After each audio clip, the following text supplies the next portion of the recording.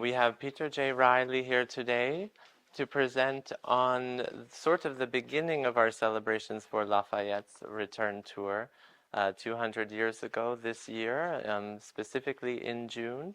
He was here in Vermont to greet all of the public and to celebrate his contributions to our society and the war effort. And so now this year we have a lot of organization and are celebrating that.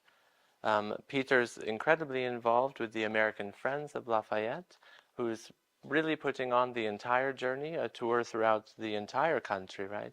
Well, 24 states. Yes, so the states that were in existence at the time. So those that were there to enjoy the original journey. You're doing a reenactment of the full journey, I believe. That is the goal. We got events in all. Actually, it's 25 states because West Virginia became, and we're going to be in Wheeling and of course DC. So perfect.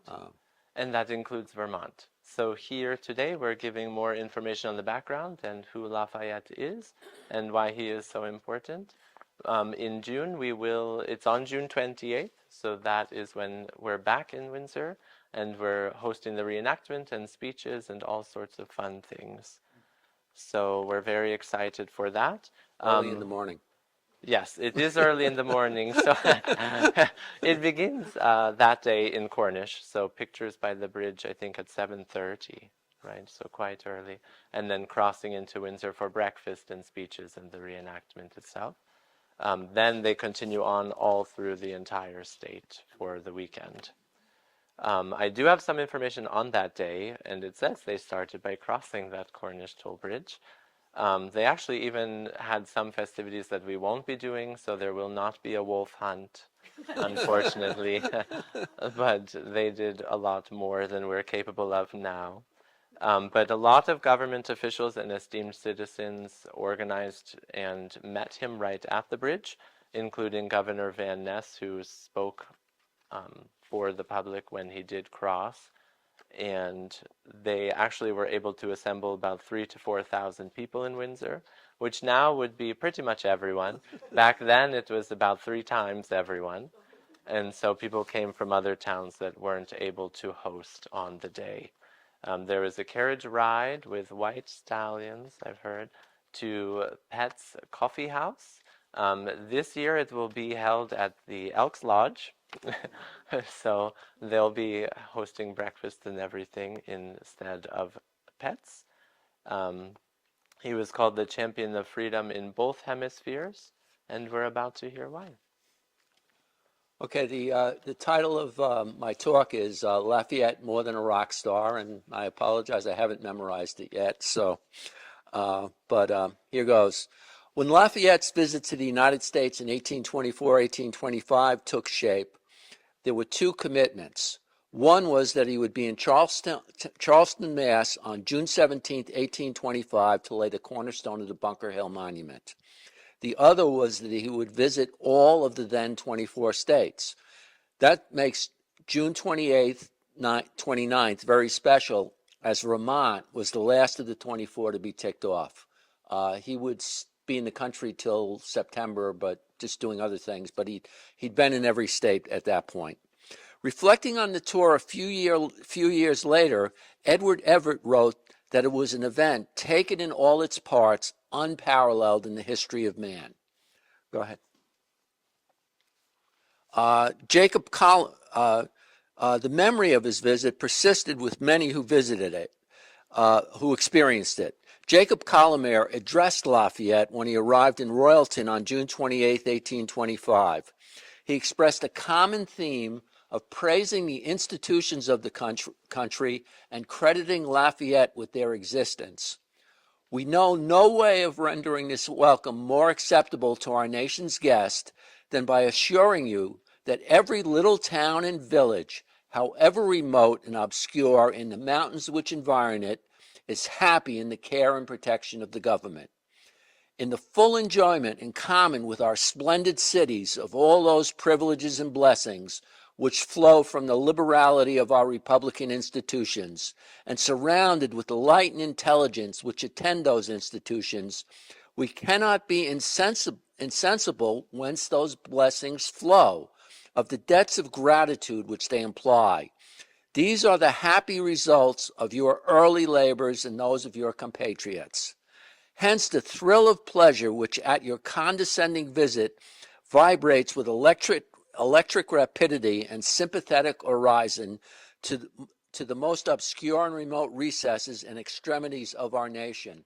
I always like the way language changes from the 19th century, how condescending does not have a negative connotation, apparently. Collamer's young daughter Harriet saw Lafayette that day. Later in life, Mrs. Harriet Collamer Johnson wrote, "Of all the pictures that hang on memory's walls, none is more vivid to me today than the scene of Lafayette's visit to my native village. I stood holding my mother's hand in the front door of my old homestead and saw a carriage drawn by 6 white horses with a venerable gentleman bowing left and right to the crowd." Now, it's worth pausing here a moment to consider how the state of the world might have appeared to someone involved in the Lafayette celebrations.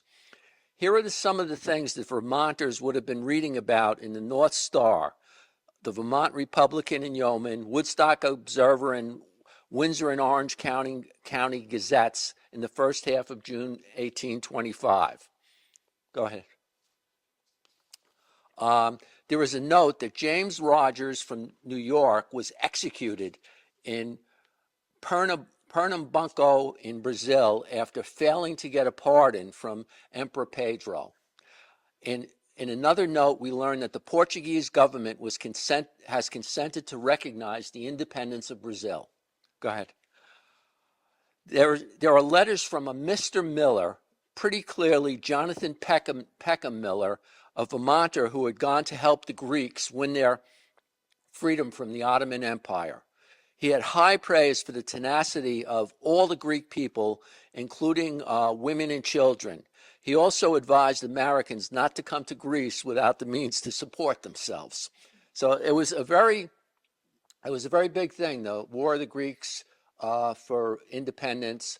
Lord Byron died in Greece, not in action, I guess. I think from disease or something. And William Lloyd Garrison, looking at his the noted abolitionist, was thinking of, should I go to West Point or should I go to Greece? And then instead he founded the American Anti-Slavery Society. Go ahead. There are several stories about the troubles of the Creek Indians in Georgia.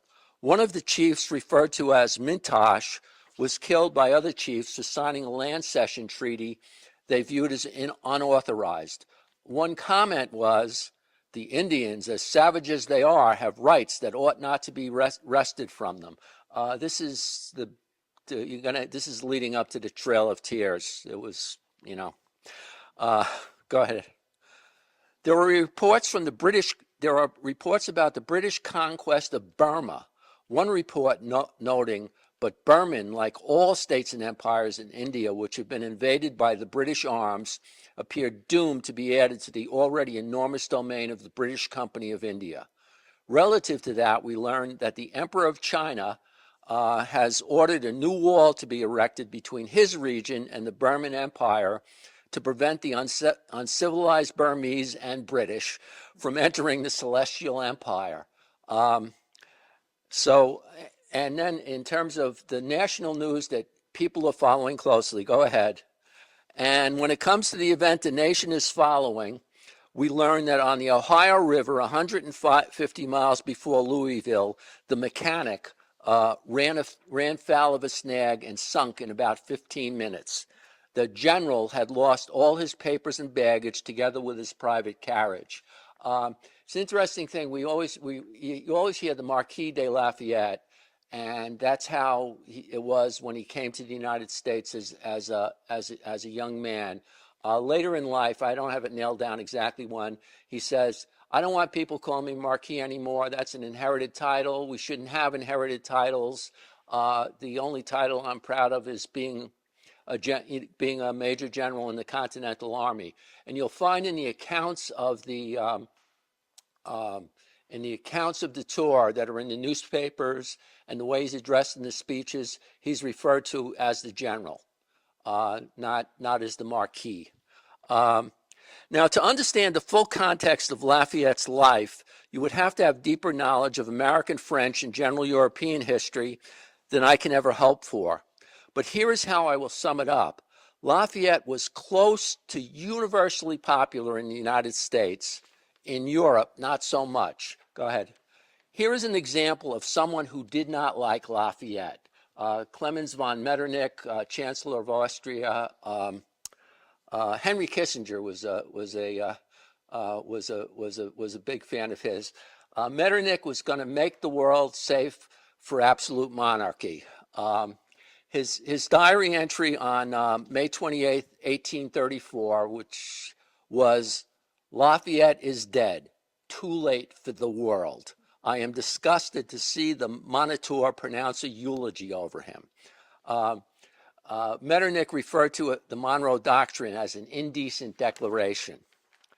Now, go ahead. Well-informed Americans would be aware of the perilous state of government by the people in the world.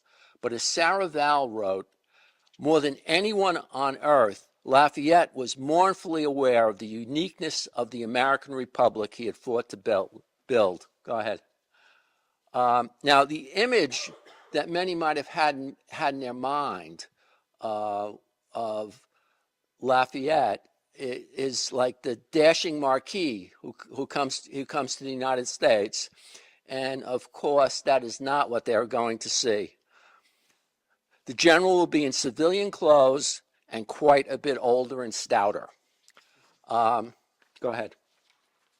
Now, we Lafayette tour enthusiasts have become fond of the Rockstar metaphor to describe the tour.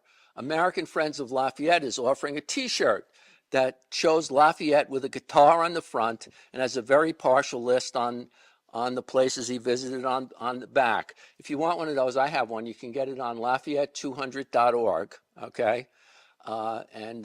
It's the second version of that that's been done. Now, it really is a good metaphor for indicating the enthusiasm with which he was received. We like to say that more people came out for Lafayette when he arrived in Manhattan than they did for the Beatles, okay, as a stand-in. Now, but there are two problems with the rock star metaphor. The first is that when Lafayette arrives, he doesn't put on a show for the community. The community puts on a show for Lafayette. Now, you heard in that speech, you're here, and you can see I'm assuring you that this great form of government that you helped establish here is taking good care of us. There would be lines of school children dressed in a particular way, arches and banners greeting them.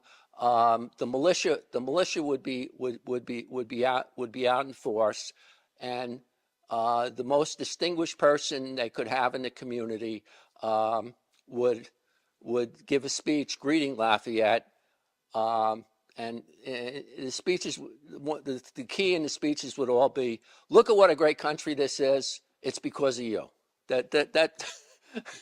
So then there's a few other things, but that's the S in it. So the community is putting on a show for Lafayette.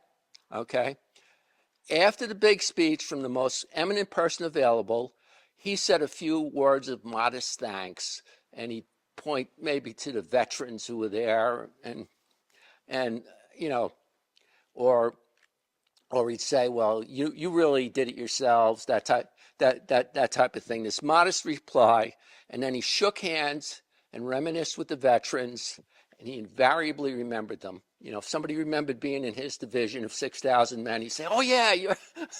and then he kissed the ladies on the hand, and he told the militia that he had not seen finer troops anywhere.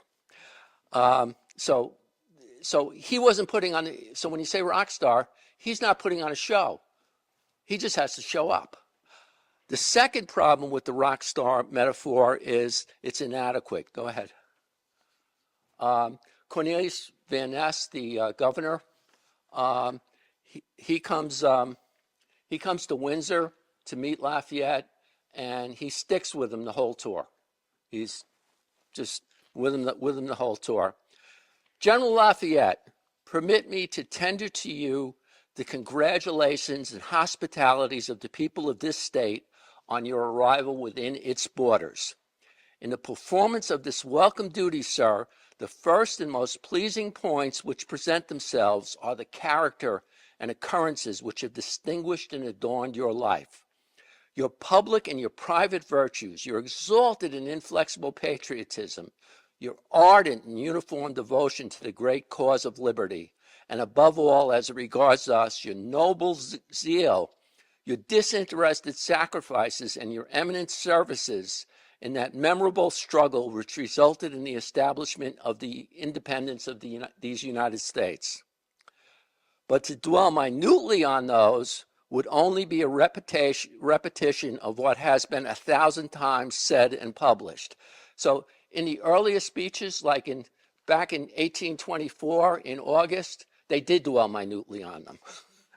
And presumably, and many of the speeches are published in the newspapers, so you have to presume that the governor and his aides looked at everything that had been said in the speeches to see if they could come up with something, make sure they didn't miss anything, and maybe they could come up with something else.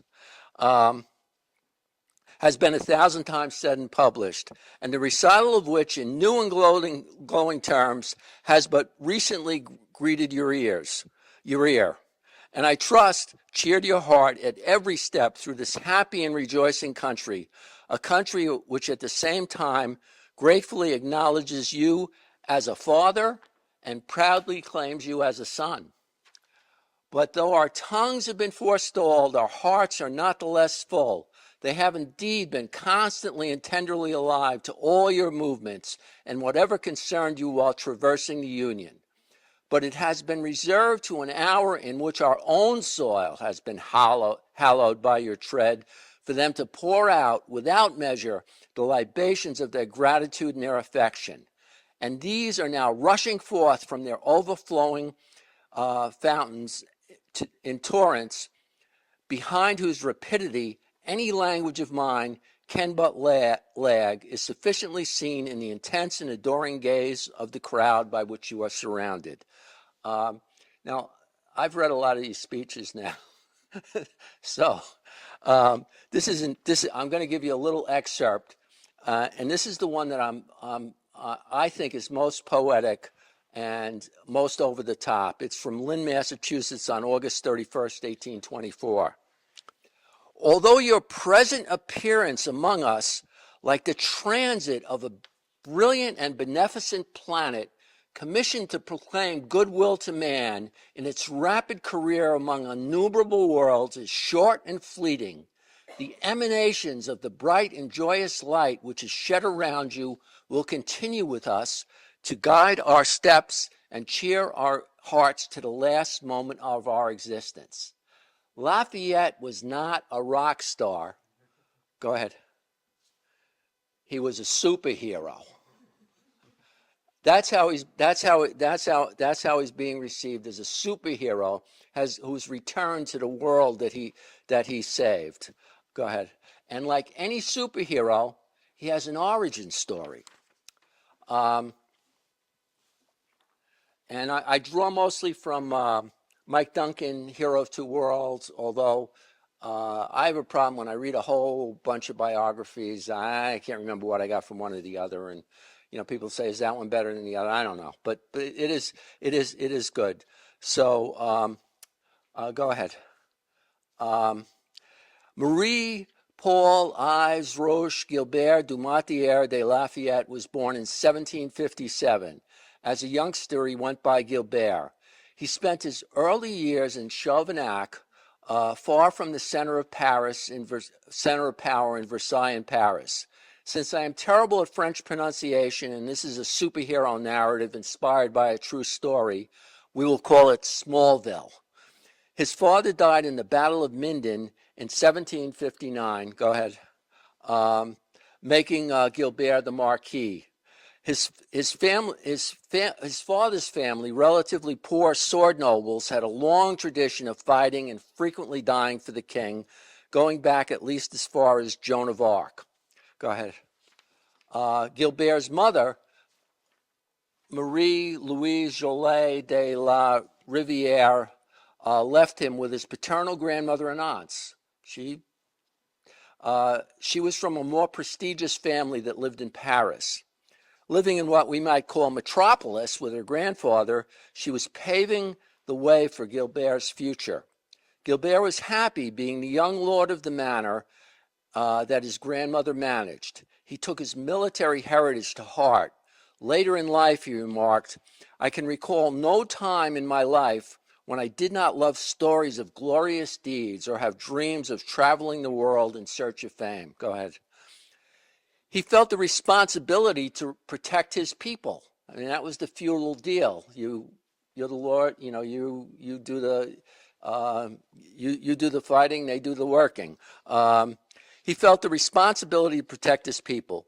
The general region was being terrorized by a mysterious animal whose exact nature is still uncertain. There really was something, and they really got it, but they didn't figure out what it was even then.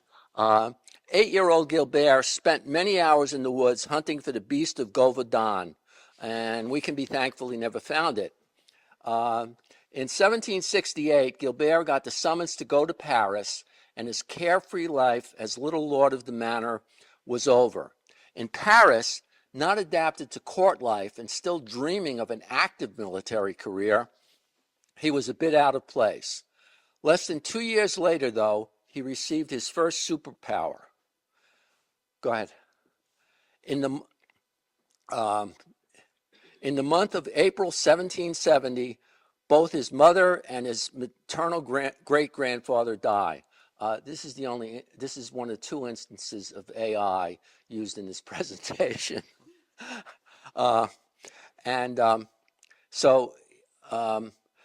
Lafayette is now one of the wealthiest aristocrats in Europe and the hottest commodity on the marriage market.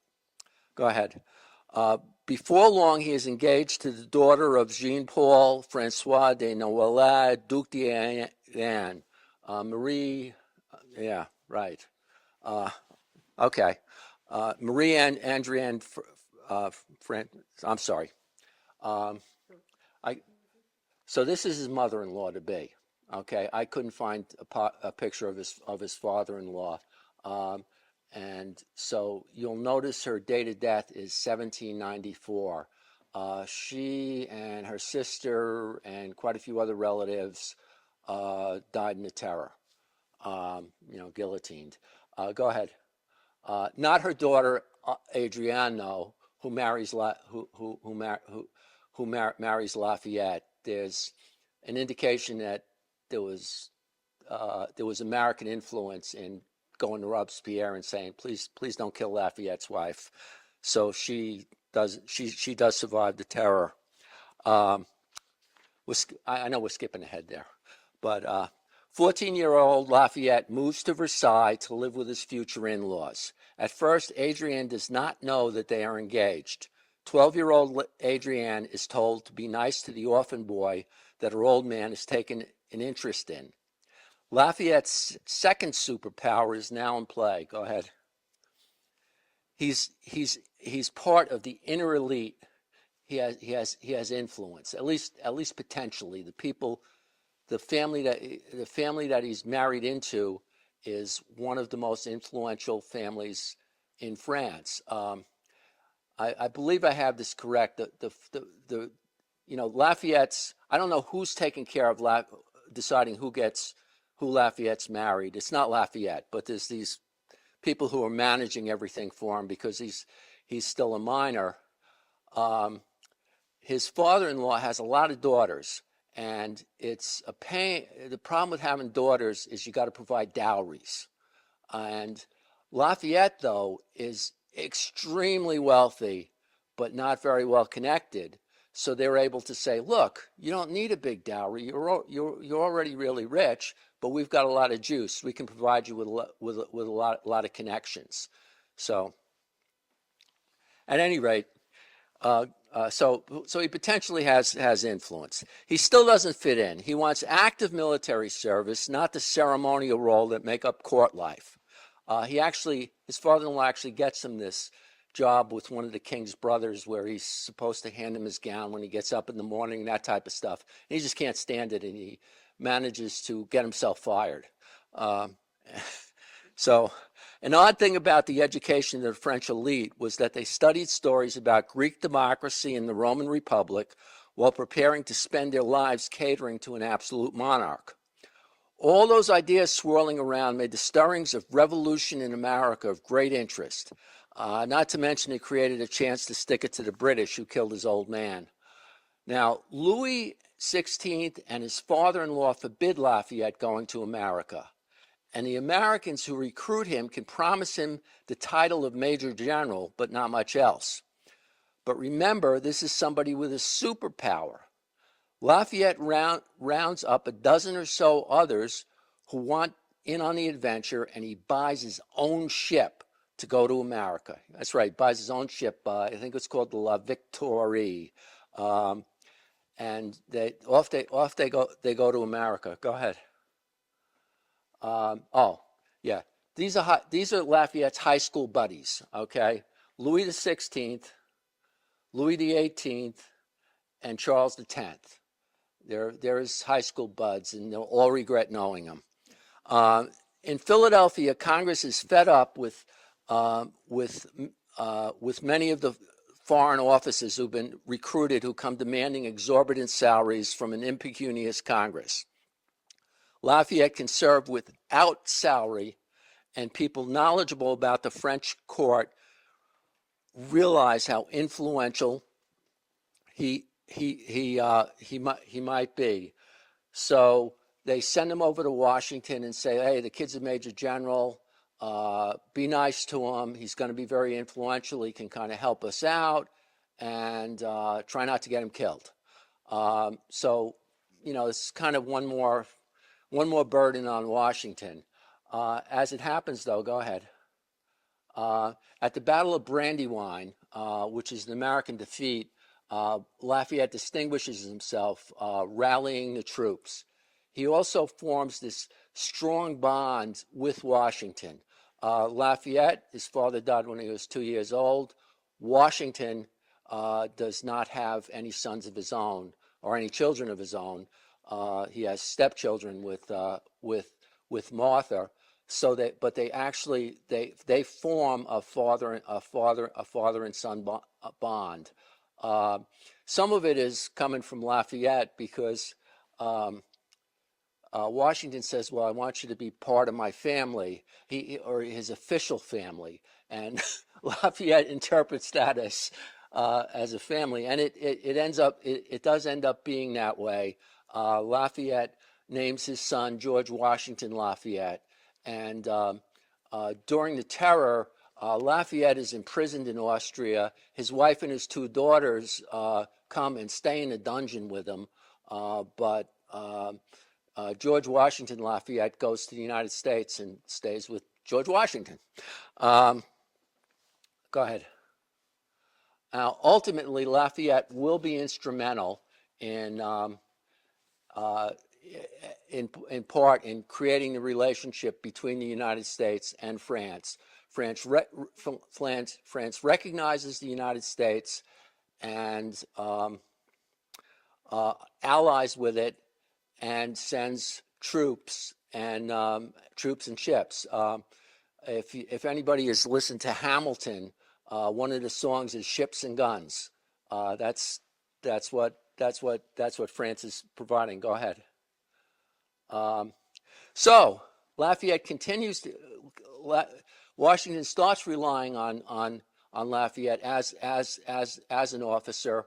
No, the military history of the American Revolution is a little complicated. I still have a hard time with it. It's like 4 different wars. It seems sometimes to me. Maybe somebody else has a better way. Regardless, towards the end of the war, Lafayette is operating down in Virginia. He's instrumental in trapping Cornwallis. He doesn't fail. He doesn't succeed in catching Benedict Arnold and executing him, but which was another thing that Washington assigned to him. But he's instrumental in trapping Cornwallis at Yorktown. There's a battle. There's a naval battle offshore where the British fleet is defeated by the French fleet. So Cornwallis doesn't have any way out. There's more French troops, or maybe counting the sailors, than American troops at Yorktown.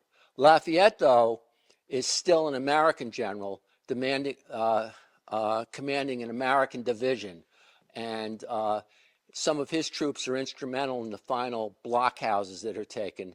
One of the groups is led by Alexander Hamilton. They became good friends. So in a mild but memorable display of his superpower, when he led a light infantry division, he didn't just command it, he helped equip it, buying swords for all the NCOs. Now, so this is it. This is when Lafayette establishes himself as a great hero to the United States. His work here is done. He's going to be, he's 24 years old, and he's established himself. But of course, he's got a long life to live, and he's going to do a lot of other very interesting things, which we're going to kind of gloss over pretty lightly in the interest of time. Go ahead, Evie. So the Declaration of the Rights of Man, which is still I believe it's still a part of the French Constitution, is the work of Lafayette and his friend Thomas Jefferson. Lafayette is heavily involved in the Revolution, but as a kind of moderate figure. He believes that a republic is the ideal form of government, but he doesn't think that a republic would work in France. He wants France to be a constitutional monarchy.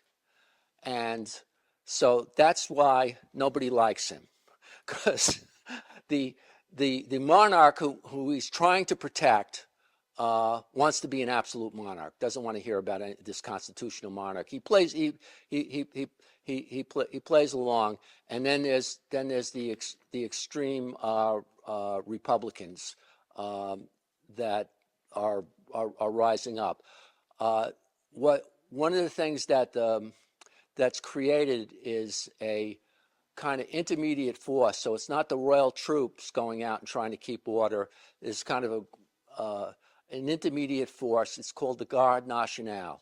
And Lafayette's in command of that because he's got the most distinguished military career. And this is a little bit of interesting trivia.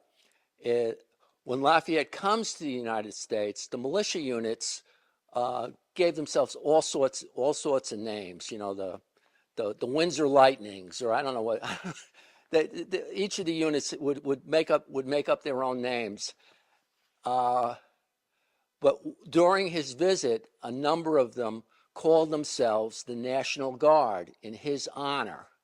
And that slowly caught on. So by the 20th century, that's what we call the state units. We call them the National Guard, and it's because of Lafayette. So at any rate, go ahead. there's the dungeon experience.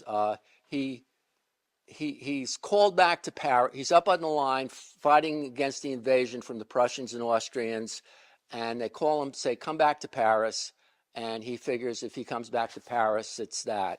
And so he's going to try and make his way to America or something. He crosses the lines. He's captured by the Austrians, and of course they don't like him either, because they want absolute monarchy. So he's in a dungeon in Austria and Prussia. His wife and 2 daughters join him in the dungeon, and that's actually not so great for Adrienne's health. She dies like in 1809, I think, maybe. And go ahead. There they are. And of course, this comes back to the United States. There's a play about Lafayette in the dungeon in Olmutz, and it's really there's a lot of sympathy for him, but there's not much that can be done. Ironically, it's probably Napoleon that gets him released. Go ahead. There he is, our superhero. So now, getting into the context of what's going on during the tour, there's an election. Evie, go ahead. There's 5 candidates. Just John Quincy Adams, go ahead. Andrew Jackson, Henry Clay, John C. Calhoun, and William H. Crawford. And what you'll notice is that none of them are founding fathers.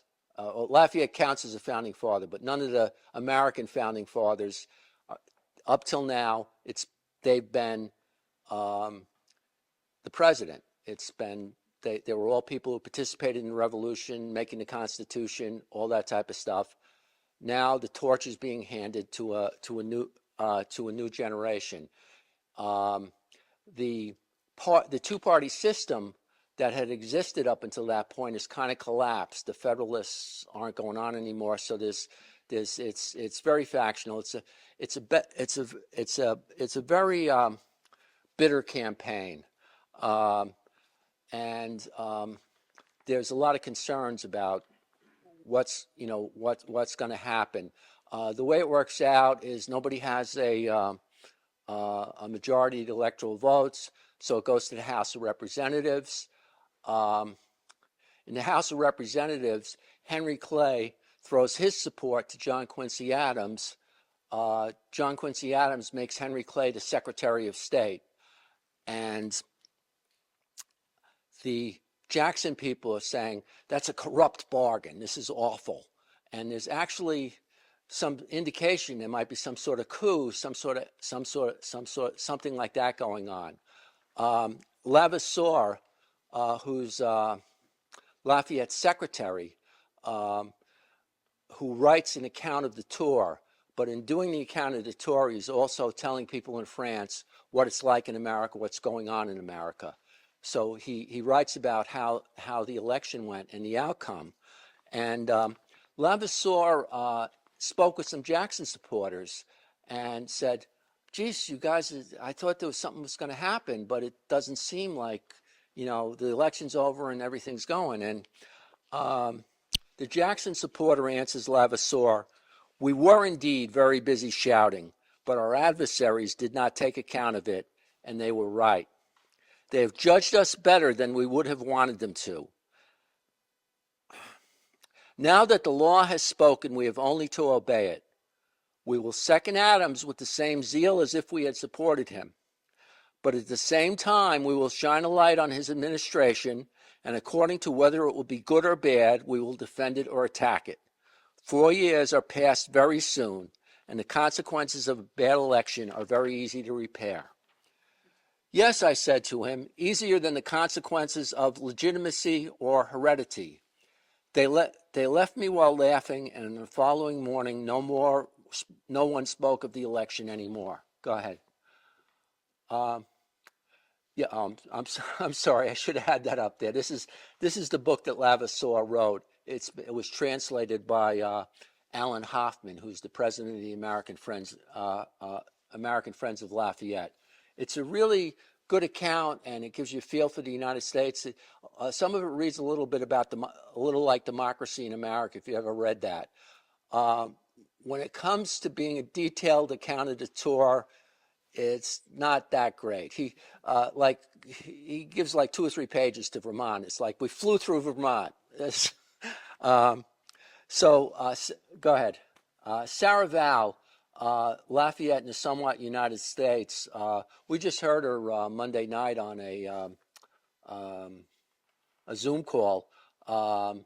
She writes these very interesting pieces of American history where she goes back and forth between the history and how it's remembered, and she's got a very humorous style. But she wrote, the thing that drew me to Lafayette as a subject, that he was that rare object of agreement in the ironically named United States, kept me coming back to why that made him unique, namely that we the people have never agreed on much of anything, other than a bipartisan consensus on barbecue and Meryl Streep, plus the time in 1942 when everyone from Bing Crosby to Oregonian schoolchildren heeded FDR's call to scrounge up rubber for the war effort. Disunity is the through line in the national plot, not necessarily as a failing, but as a free people's privilege. And thanks to Lafayette and his cohorts in Washington's army, plus the King of France and his navy, not to mention the founding dreamers who clearly did not think through what happens every time one citizen's pursuit of happiness infuriates his neighbors, getting on each other's nerves is all right. I've got one more thing, if you don't mind a little more time. Okay. This wasn't a part of my original presentation, and it's just, I really like this because it actually gives you a different image, a different image of how Lafayette was perceived. Of all the speeches that I know of and people I've talked to know of, there were only 2 that were by women. There was a convention, I know this from studying the abolitionists, that women were not supposed to speak to promiscuous audiences. Like women, it's just like if the crowd was men and women, you weren't supposed to have a woman speak. That was a big deal during the abolitionist movement. So in Montpelier on the 29th in the morning, the day after Windsor, the ladies had an event where they greeted Lafayette, and Sarah Isham Watrous spoke, and there's a real interesting different tone to this speech. General Lafayette, permit me, sir, on behalf of the ladies present, to express to you how highly we are gratified with this visit to our metropolis. To us, born free as the mountain air we breathe, the man whose bosom warmed with the sacred glow of patriotism when beholding an infant nation struggling for liberty, who sacrificed the sweet endearments of domestic society, the splendor of rank, and staked for time and life to secure to us and ours the blessings we now enjoy. To us he is welcome. We greet you with cordial welcome to our country, our homes, and our hearts. Great must be your satisfaction in your progress through the states, to behold in many places the wilderness, to have budded and blossomed as the rose, the arts of civilized life to have advanced in the scale of perfection to a competition with Europe, while far and wide are diffused the blessings of peace and plenty, and on every side the children of those who were companions in arms, vying with each other in expressions of gratitude in our country's benefactor. Accept, dear General, our united aspirations for your health and long life. With you may the evening of life be peculiarly pleasant, like the setting sun after a glorious day, sinking gradually and throwing back increasing beauty and splendor with every expiring beam. May kind hands and affectionate hearts soothe and administer to every want and smooth the pillar of declining age. And when at length the vital spark shall quit to earthly tenements, may the angel of death open to you the portals of eternal bliss in heaven. With us and with every freeborn child of America, the name, the bravery, the virtues, the disinterested generosity of Lafayette will ever be perpetuated with our beloved Washington. So I just like that she was she passed away young. She was just like 40, but she's like in her mid 30s, and she's looking up there, and she's looking there, and what she sees is an old guy who's going to need taking care of. So. Well, he believed in a constitutional monarchy, but the terror refers to a particular phase of the revolution. I think it's less than a year where they're saying we got to assassinate. We got to kill all these aristocrats. The aristocrats, priests, nuns. It's like they're doing it on an industrial scale. And interesting, Lafayette. Go ahead, a couple more. I've got some images. There we go. After Napoleon comes in and takes charge, things kind of go back, and the aristocrats get a lot of their land back. And there was somebody who went to where the bodies had been thrown during the, it was like a mass grave for the victims of the guillotine. And they created a cemetery for them. And I don't know how they were able to do this, but and there's this very small cemetery in Paris. And again, my French pronunciation is horrible, so it's Picupus or something like something like that. And that's where, of course, so that's where Adrian's mother and aunts and whatnot are all buried. So that's where Adrian is buried. And because of that, that's where Lafayette is buried. And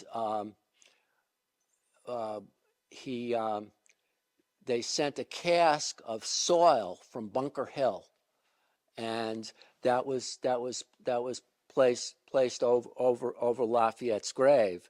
And since at least 1917, it might have been before this. This is where the famous saying it wasn't by Pershing, it was by one of his officers, and when the American troops came in some sort of force to France, the officer said, "Lafayette, we are here." And the American flag is changed once a year. There's a ceremony every year to put in a new American flag, and it stayed there even during the occupation by the Germans. The Germans never came in and bothered with it. But the main purpose of that cemetery were victims of the guillotine during that period. So even people who think the French Revolution was a really great idea, I don't think they're that enthusiastic about that particular phase. But by the way, in France, there's this group of legitimatists who believe that France should be a hereditary monarch, and they keep track. There's a guy who's Louis the 20th. You can look him up and find out because they've been keeping track. I think he's in Spain or something. You might have noticed that the brothers, it was Louis the 16th and then Louis the 18th. So what happened to Louis the 17th? He was a kid who I don't think he was executed, but he was like 10 years old and he died of disease or something again during the Revolution. But to the legitimatists, he counts. It's like you don't have to be crowned, you don't have to be anything else. You just we're going to keep track of that. Sure.